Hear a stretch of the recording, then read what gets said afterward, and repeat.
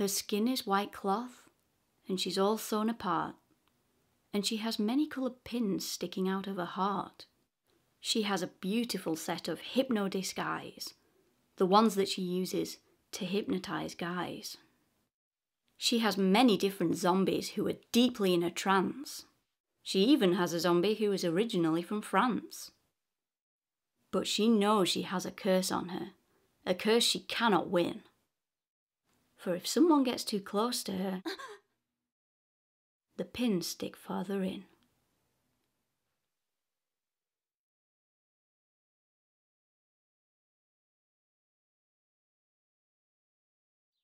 One day in the park, I had quite a surprise.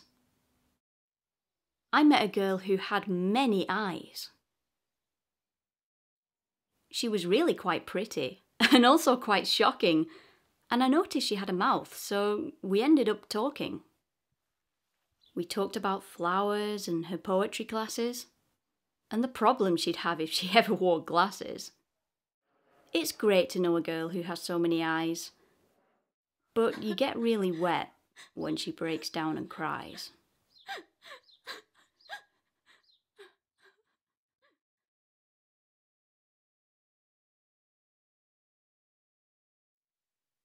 I once knew a girl who would just stand there and stare at anyone or anything. She seemed not to care. She'd stare at the ground. She'd stare at the sky. She'd stare at you for hours, and you'd never know why.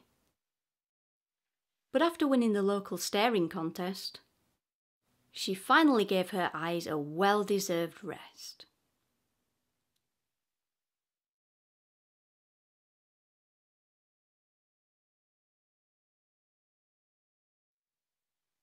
To those of us who knew him, his friends, we called him Roy. To others, he was known as that horrible toxic boy. He loved ammonia and asbestos and lots of cigarette smoke. What he breathed in for air would make most people choke. His very favourite toy was a can of aerosol spray. He'd sit quietly and shake it and spray it all the day. The one and only time I ever saw Toxic Boy cry was when some sodium chloride got into his eye.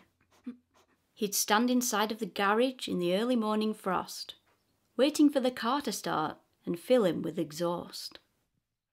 One day, for fresh air, they put him in the garden. His face went deathly pale and his body began to harden.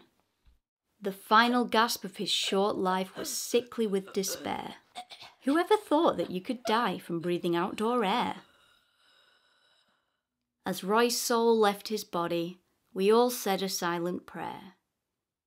It drifted up to heaven and left a hole in the ozone layer.